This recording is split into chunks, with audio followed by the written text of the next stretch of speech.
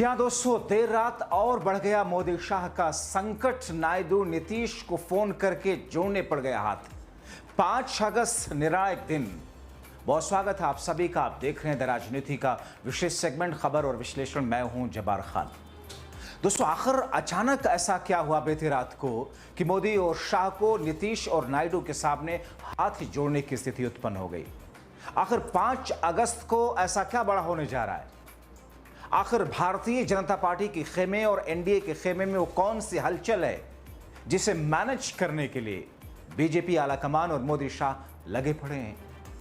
आखिर वो ऑपरेशन सिंदूर जिस पर पूरा देश जवाब चाह रहा था कि साहब क्यों रोका गया, जवाब दीजिए, जिस पर पूरा देश मोदी शाह की सरकार की किरकिरी होता हुआ देख रहा था, मगर उसी पर अब सम्मानित खुद को करवा रहे हैं। आखिर इस एनडीए की बैठक में खुद प्रधानमंत्री नरेंद्र मोदी को क्यों आना पड़ रहा है? विस्तार से सब कुछ आपको बताते हैं दोस्तों, अंत तक इसे जरूर देखें क्योंकि खबर अहम है, महत्वपूर्ण है। दोस्तों, 5 अगस्त का दिन मोदी सरकार के लिए एक ऐसी तारीख जिसमें कई बार बहुत कुछ बड़ा होते हमने देखा है। जम्मू कश्मीर से अनुच्छेद 370 को 5 अगस्त 2019 को हटाया गया। 5 अगस्त 2020 को राम मंदिर के लिए मोदी साहब ने शिलान्यास किया और अब 5 अगस्त 2025 फिर से मोदी सरकार के लिए महत्वपूर्ण। कहा जा रहा है कि हाल में कई संकट से घिरे मोदी सरकार का संकट देर रात और बढ़ गया। अब दोस्तों, ऐसी खबरें निकल कर आई कि देर रात मोदी शाह के सामने कुछ दूसरी तरह की ऐसी मुश्किलों ने घेरा जिससे वो विचलित होकर नायडू और नीतीश के सामने हाथ जोड़ने लगे। दोस्तों, मैंने आपको अपने पिछले शो में बताया था कि किस तौर पर पहले प्रधानमंत्री नरेंद्र मोदी की मुलाकात राष्ट्रपति से हुई, अमित शाह की मुलाकात, उसके बाद अमित शाह मिलते हैं भागे भागे जाकर राष्ट्रपति से, और अब 5 अगस्त को उससे पहले की रात को नायडू और नीतीश के सामने मोदी और शाह हाथ जोड़ते हुए देखते हैं, अपील करते हुए देखते हैं।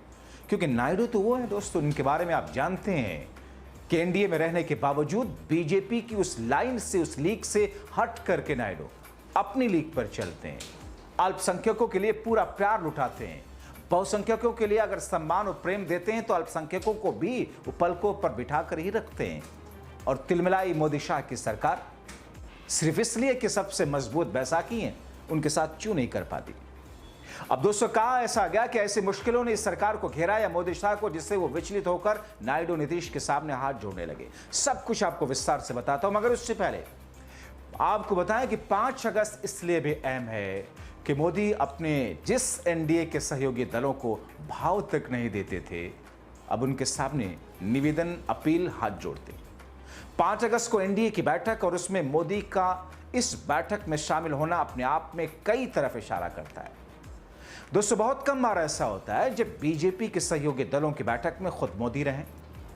पिछली बार तब मोदी शामिल हुए जब बीजेपी लोकसभा चुनाव में 240 सीटों पर सिमट गई थी और तब मोदी को पीएम बनने के लिए बैसाखियों की जरूरत थी और तब उस समय एनडीए की बैठक में मोदी शामिल हुए थे। उसके बाद अब मोदी बैठक में शामिल हो रहे हैं। दोस्तों, एनडीए की बैठक जिसमें मोदी शामिल हुए, नायडू नीतीश को शामिल होने के लिए हाथ जोड़ते नजर आए, क्योंकि कहा गया कि नायडू नीतीश से हर हाल में उपराष्ट्रपति के चुनाव में समर्थन के लिए आग्रह है।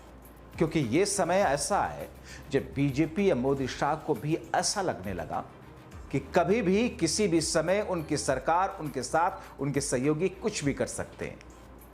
क्योंकि इस बीच में प्रकरण हमने आपको पिछले शो में बताया था कि आरएसएस क्या कुछ गुल खिला रहा है, किस तौर पर संघ का इसमें लिंक, और संघ जिस अंदाज में उपराष्ट्रपति के चुनाव को लेकर के आगे बढ़ रहा है उसमें मोदी शाह की चिंताएं बढ़। आपको अजीब लग रहा होगा कि साहब बीजेपी का कैंडिडेट होगा, एक कंफर्टेबल मेजॉरिटी है दोनों हाउसेस में, क्यों मुश्किल?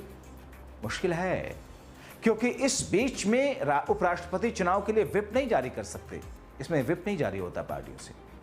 अंतरात्मा की आवाज की बुनियाद पर सांसद अपने अपने वोट कर सकते हैं किसी को भी। तो दोस्तों, ऐसे में 5 अगस्त को एनडीए बैठक में प्रधानमंत्री मोदी शामिल होने के लिए नीतीश नायडू से अपील करना बहुत कुछ कहता है। इस बैठक में एनडीए के सभी सांसदों को मौजूद रहने की बात कही गई। इस बैठक में मोदी ऑपरेशन सिंदूर के रोके जाने के बाद अब अपना स्वागत करवा रहे हैं। मैं तो सुनकर के इस खबर को दंग रह गया कि वो ऑपरेशन सिंदूर जिसे मोदी शाह की सरकार ने बीच में रोक दिया, कहा यह गया कि साहब ट्रंप के दबाव में रोका, बिजनेस के लालच में रोका, और अब उस पर खुद सम्मान अपना करवा रहे हैं। वो मुद्दा जिस पर पूरे देश में थू थू हुई, वो मुद्दा जिसमें पूरा देश और देशवासी सवाल पूछता रहा मगर जवाब नहीं आया। जवाब आया भी संसद के भीतर तो आपने देखा पूरे देश में जनता तो ऑपरेशन सिंदूर के रोके जाने के जवाब का इंतजार कर रही, क्योंकि संसद की चर्चा में सरकार ने जवाब दिया ही नहीं। जिस मुद्दे पर मोदी सरकार सबसे ज्यादा घिरी, उसी पर मोदी साहब खुद की अब पीठ थपथपा रहे, अपना सम्मान इसी मीटिंग में करा रहे। वाह मोदी जी वाह। और फिर मोदी जी के सम्मान कार्यक्रम के बाद मोदी साहब का अपना स्टाइल, अपना अंदाज, अपना संबोधन, जैसा कि हमेशा होता है, टीवी चैनलों पे लाइव कटेगा। भक्त अंधभक्त आंखें फाड़ फाड़ कर देखेंगे, तालियां बजाएंगे, मन ही मन में सोचेंगे भाषण तो अच्छा देते हो मगर 11 वर्षों में हमारा क्या हाल कर दिया।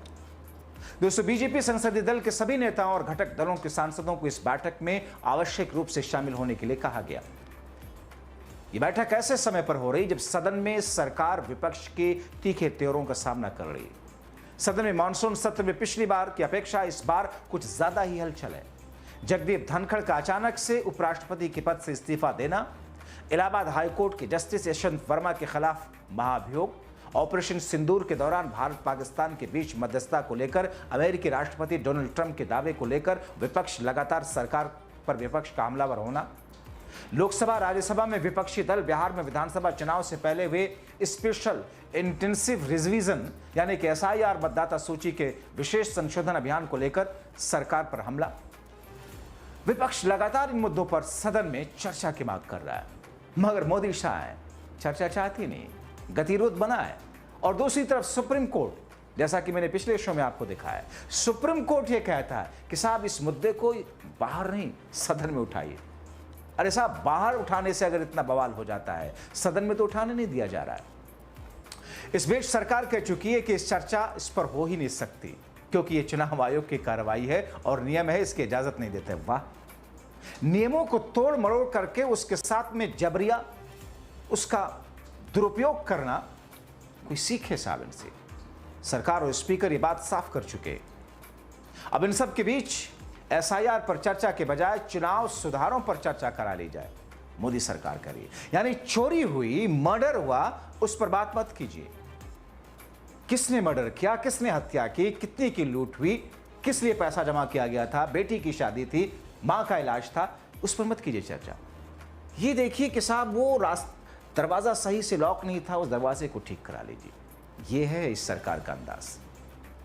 अब दोस्तों, जबकि विपक्ष ये कहता है कि सुधारों को लेकर चर्चाएं बहुत बार हो चुकी हैं, लेकिन यह मुद्दा ऐसा है जिस मुद्दे पर अगर चर्चा नहीं हुई तो बिहार के गरीब, मजदूर, किसान, बहुत सारे दलित, अल्पसंख्यक, पिछड़े जिनका नाम मतदाता सूची से निकला है, वो नहीं जुड़ पाएगा। और इस बीच ओम बिरला विपक्ष के नेताओं से कहते हैं कि साहब आप लोग सदन को चलने नहीं दे रहे। भारत का इतिहास 14 के बाद जब भी लिखा जाएगा, निष्पक्ष इतिहास, और जब भी आगे आने वाली जनरेशन पढ़ेंगी, मुझे ऐसा लगता है कि शायद तब उनके लिए आज की जो गालियां हैं उनके लिए नॉर्मल बातचीत हो जाए। वो गालियों का फव्वारा शायद इस्तेमाल करेंगे।